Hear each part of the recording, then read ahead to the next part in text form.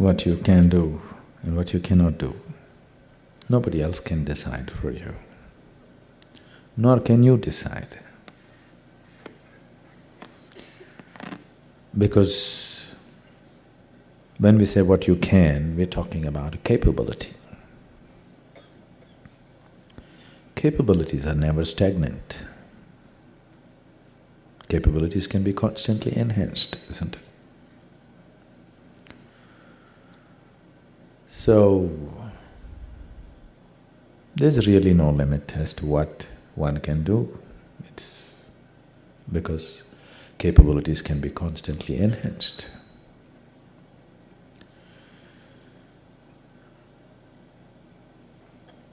It's better to look at it in terms of am I holding myself back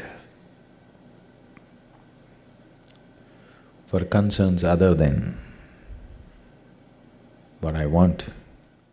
Many human beings, you have seen people who are historically known as great beings.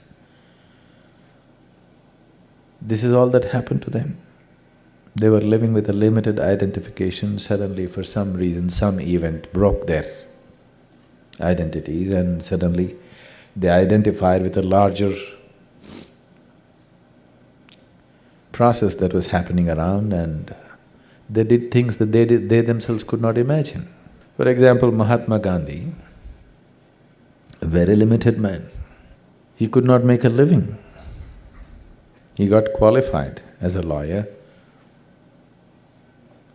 I remember what he wrote when he when he went out to fight his first case in the court in India. He says, I stood up to argue my case and my heart sank into my boots. This was his expression. And of course he lost the case. Then he decided this law is not for him. He must seek some other profession because he doesn't have the courage to stand up and speak in a courtroom. Does that sound like Mahatma Gandhi? The man just moved millions of people, just one incident. Suddenly his old identities broke. He went to South Africa to make a living. And he was doing okay as a lawyer. And one day he bought a first-class ticket in a train and got in. And he travelled some distance. In the next station somewhere, a white South African got in and he didn't like a brown-skinned man sitting in a first class, so he called the ticket collector. Ticket collector said, "Get out." Mahatma Gandhi said, I have a first-class ticket. He said, "It doesn't matter, just get out." He said, "No, I have a first-class ticket, why should I get out?" So they threw him out of the train. His luggage and everything, they just threw him out. And he fell on the platform and he just sat there for hours. Why did this happen to me? I bought a first-class ticket, why am I thrown out of a train? Suddenly he identified himself with a larger predicament of the people. Till then his survival, his law, his making money was all important. Suddenly he identified with a much larger problem that existed. And he became a colossus. Just broke that little identification and moved into a much larger identity. Probably there has never been another man on this planet who moved as many people as Mahatma Gandhi moved, with such simple ways. I don't call him a spiritual person, but socially, politically, absolutely relevant for that day.